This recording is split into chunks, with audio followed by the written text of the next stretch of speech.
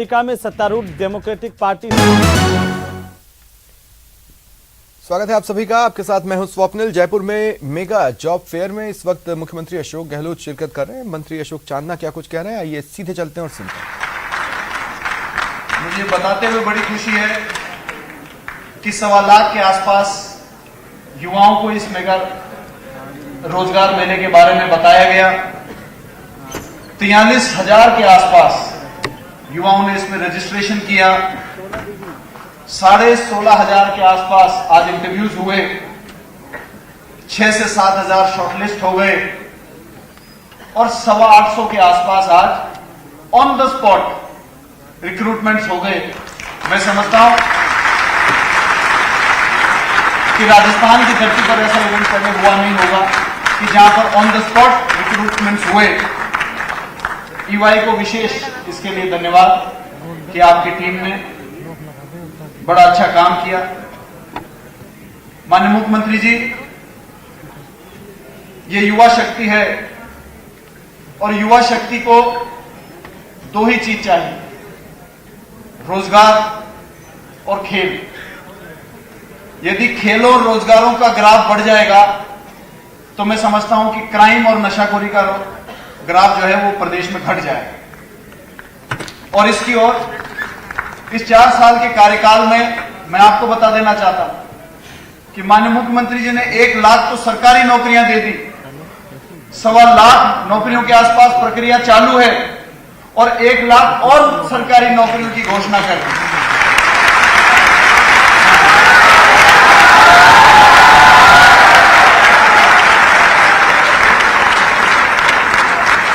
आज का ये जो मेगा फेयर है, ऐसा मेगा फेयर हर संभाग स्तर पर होगा। और अभी माननीय मुख्यमंत्री जी ने हमें दिशा निर्देश प्रदान कर दिए कि इसको हर जिला लेवल पर कराया जाए, ताकि कम से कम 1 लाख राजस्थान के युवाओं को नौकरियां मिल सकें।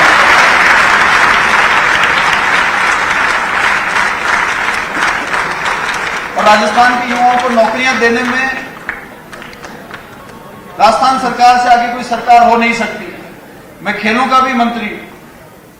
आज से जब 4 साल पहले माननीय मुख्यमंत्री जी ने मुझे जिम्मेदारी दी और खिलाड़ियों के भविष्य के बारे में भी हमने तय किया कि जो खिलाड़ी बड़े स्टार एथलीट्स होते हैं, लेकिन हर खिलाड़ी का एक पीक करने का समय होता है। और जोधपुर से एक बड़ी खबर आपको बता रहे हैं। यहां सेतरावा में घूसखोरों पर एक्शन हुआ है। एसीबी ने राजस्व पटवारी को ट्रैप किया। 3,000 की घूस लेते राजस्व पटवारी गिरफ्तार कर लिया गया। म्यूटेशन भरने की एवज में इसने रिश्वत मांगी थी। एसीबी के शिकंजे में आ चुका है राजस्व पटवारी जगदीश पालीवाल। ये घूस मांग रहा है, म्यूटेशन भरने की एवज में रिश्वत मांगी जा रही है। ये शिकायत एसीबी के पास पहुंची। एसीबी ने मामले का सत्यापन करवाया और फिर इस ट्रैप की कार्रवाई को प्लान कर आज अंजाम तक पहुंचाया। 3,000 की घूस लेते राजस्व पटवारी ट्रैप हुआ, गिरफ्तार कर लिया गया है। जांच आगे बढ़ाई जा रही है। देखा जा रहा है क्या पूर्व में भी ये रिश्वत लेता था, क्या इसके पास अघोषित संपत्ति है, क्या इसने पूर्व में भी काली कमाई से अपने हाथ रंगे। ये वो तमाम बातें हैं जो कि जांच का विषय है, जांच की जा रही है। दस्तावेज खंगाले जा रहे हैं। इसके आवास पर भी टीमें पहुंचेंगी और जांच को आगे बढ़ाएंगी। इसके क्या और भी ठिकाने हैं ये भी खंगालने की कोशिशें होंगी। फिलहाल राजस्व पटवारी नाम जगदीश पालीवाल एसीबी के शिकंजे में फंस चुका है। रिश्वत लेते इसे रंगे हाथों पकड़ा गया। म्यूटेशन भरना है तो 3,000 रुपए दो, म्यूटेशन भर दूंगा, इसने रिश्वत मांगी थी ये कहकर। परिवादी ने इसकी शिकायत एसीबी में की। एसीबी ने अपने स्तर पर मामले का सत्यापन करवाया और जब शिकायत को सही पाया गया उसके बाद इस ट्रैप की कार्रवाई को प्लान कर आज अंजाम तक पहुंचाया गया। राजस्व पटवारी जब रिश्वत के रूप में 3,000 रुपए ले रहा था तो उसे ये बिल्कुल भी अंदाजा नहीं था कि दरअसल ये एसीबी का ट्रैप है और वो इसमें आ फंसा। कुल मिलाकर एक और बड़े भ्रष्टाचारी पर नकेल कसी गई है प्रदेश में। एसीबी की बड़ी कार्रवाई जोधपुर में सामने आई। सेतरावा में राजस्व पटवारी को एसीबी ने ट्रैप किया है।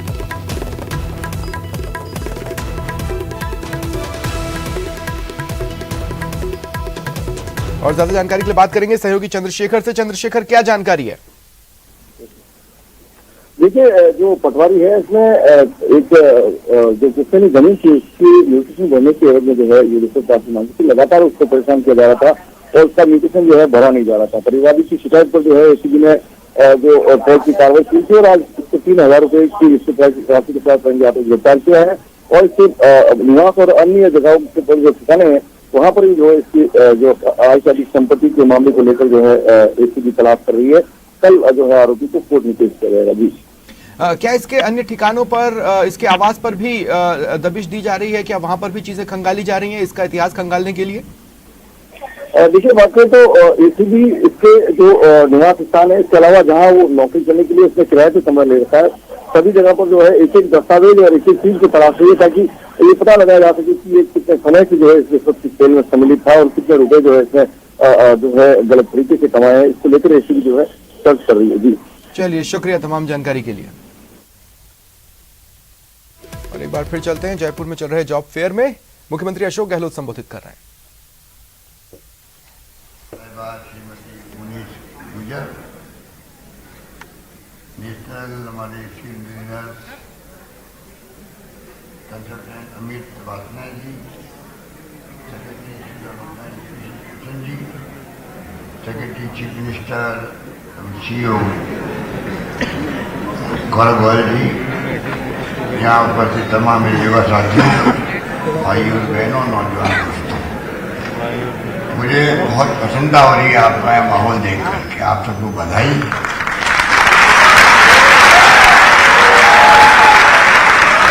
माहौल तभी होता है जब दिल में खुशियाँ होती है, अपेक्षा होती है और विश्वास होता है। आप लोग यहाँ बैठे हुए हैं, सुबह से इंटरव्यू दे रहे हैं, कई लोगों को चयन हुआ है, कई लोग प्रोसेस के अंदर है। ये मेगा फेयर एक दिन के बजाय आपकी संख्या देखते हुए QR कोड के माध्यम से रजिस्ट्रेशन करवाया आप लोगों ने, संख्या 40,000 से बढ़ गई तो एक दिन के बजाय 2 दिन ये फेयर करना पड़ रहा है।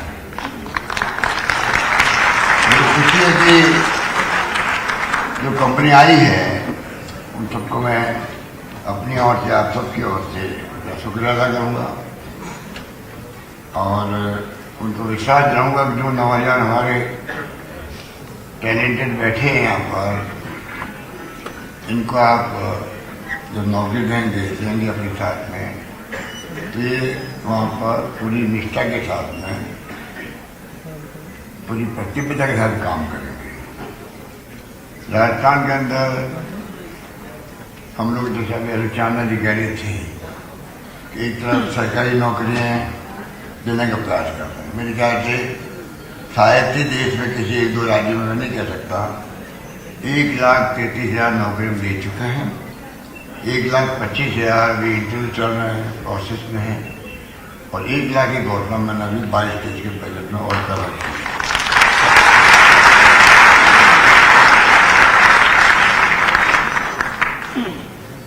सरकार की भी सीमा होती है, कितनी कोशिश कर लो तब भी एक सीमाएं नौकरी मिल सकती है। पर सरकार की नीतियां ऐसी होनी चाहिए जिससे कि रोजगार के अवसर बढ़े प्राइवेट सेक्टर में। कुछ नीतियां ऐसी हो जिससे कि नौजवान अपना सब रोजगार प्राप्त कर सके या पहल कर सके स्टार्टअप के माध्यम से भी, और जिस रूप में अवसर मिलते हैं अवसर सरकार देती है और एंटरप्रेन्योर आप बनते हैं। एंटरप्रेन्योर बनता वही आगे बढ़ सकता है उद्योग के क्षेत्र में। और मुझे विश्वास है कि राजस्थान में अवसर पैदा करने का प्रयास किया गया है। हमारी जो इन्वेस्टमेंट पॉलिसी बनती है, रिप्स 19-21 बारिश आया है, तो उसके माध्यम से भी कई उद्यमी आ रहे हैं। कस्टमाइज पैकेज अलग दे रही स्टेट गवर्नमेंट और आप मिलाने की खुशी होगी पूरे देश के अंदर। राजस्थान सरकार के जो पैकेज है कस्टमाइज पैकेज, उसके कारण ही अभी जब इन्वेस्ट राजस्थान का आयोजन हुआ 11 लाख करोड़ के एमओयू साइन हुए, 10 लाख का टारगेट रखा गया है प्राइवेट सेक्टर में नौकरी के लिए।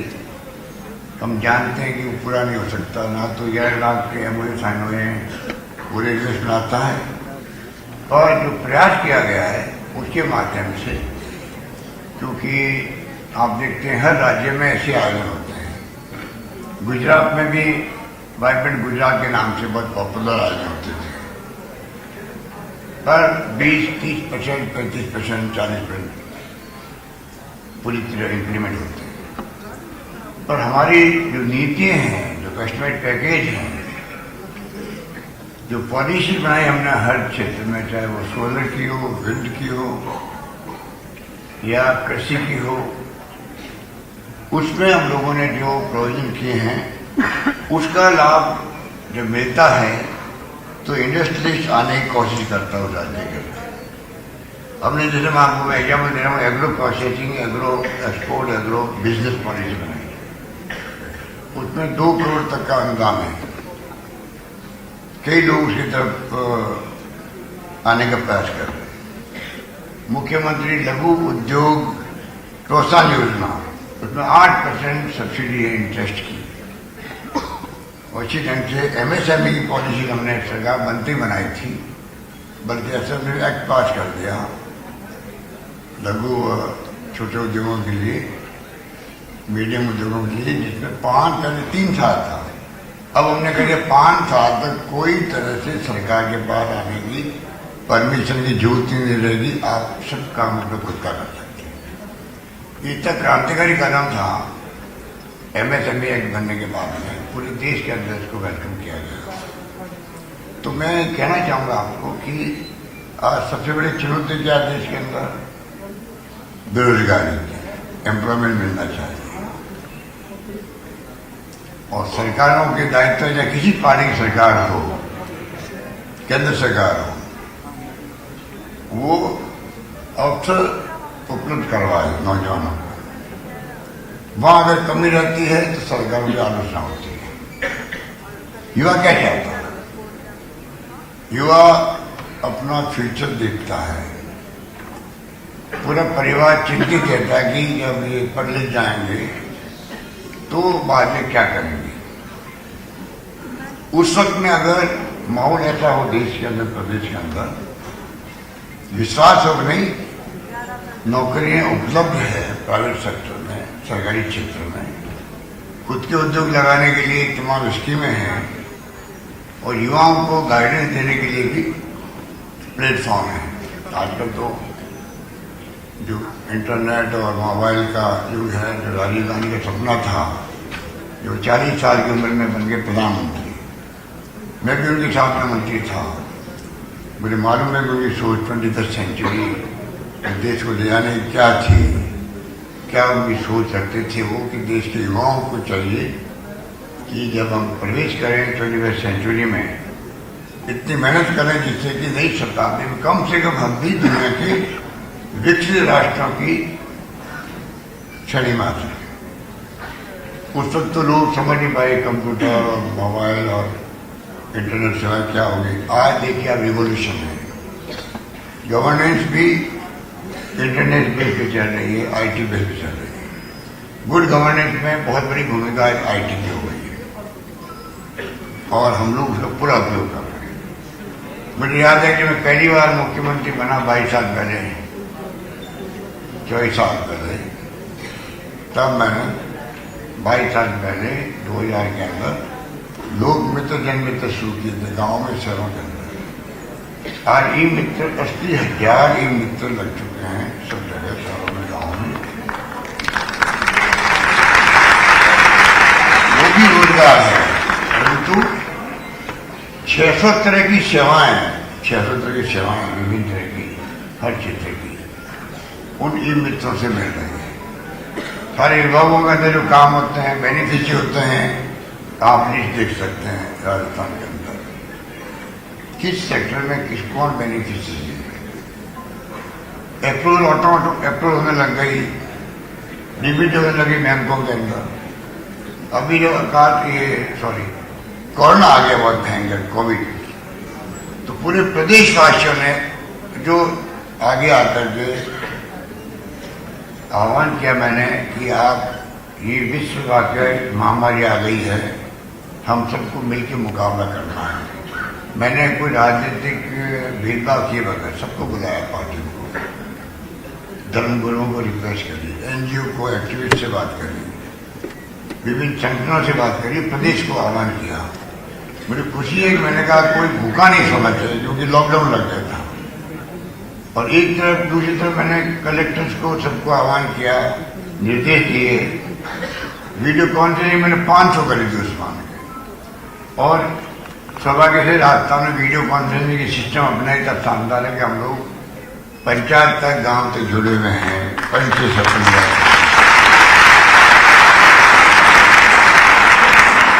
जिला स्तर के माध्यम में मैंने 32-33 लाख लोगों को आइडेंटिफाई किया गया, जो प्लेटफॉर्म पे सो जाते हैं, रेस्टिट्यूट हैं, ठेले वाले होते हैं। क्योंकि जब लॉकडाउन लग गया, लोग सब घरों बंद हो गए, तो वो आदमी को रोजगार कैसे मिला? ठेले में ठेला चल नहीं रहा उसका, तो उन सबकी मैं लिस्ट बनवाई, और सबके यहाँ मैंने बार बार 1,000 रुपये के 5 बार, एक बार 1500 रुपये, 4 बार 1,000 रुपये के मैंने डीबीटी करवाई। वो जो समय था साल भर का, 1.25 साल का, 1.5 साल, तो उसके अंदर कम से कम 5,500 रुपये उसके पास पहुंच गए। उनको रहा, विश्वास रहा कि भाई मैं कम से कम अपना काम चला दूंगा, घर से चला दूंगा। मैंने कहा मुझे भूखा नहीं सोना चाहिए, तो लोगों ने कोई कमी नहीं रखी, एक दूसरे की इमदाद करी, खाने पहुंचाए घरों में। और तमाम कर्मचारियों ने, तमाम पुलिस कांस्टेबल तक ने खाना पहुंचाने का काम किया, नर्सेज, डॉक्टर्स ने तो सेवा की थी। ये तो मैं आपको एग्जाम्पल दे रहा हूँ गवर्नेंस का, किस प्रकार से हमने, अगर पब्लिक को आप विश्वास में लो तो पब्लिक साथ देती है। और मैंने उस वक्त में महसूस किया कि जनता ने कोई कमी नहीं रखी, जो हमने कहा उसी ढंग से उन्होंने हमारे यहाँ की जो महान परंपरा भी राजस्थान की है, एक दूसरे के सुख दुख में काम आने की, अच्छा व्यवहार रखने की, वो सब सामना है। हम सबने मिलकर मुकाबला किया। राजस्थान इलाज के मामले में, ट्रीटमेंट के मामले में नंबर 1 रहा देश के अंदर। राजस्थान में भीड़ वाला मॉडल देश में नहीं बल्कि दुनिया के मुल्कों में WHO तक में उसकी तारीफ हुई। इस प्रकार से हमने मुकाबला उस तक में किया।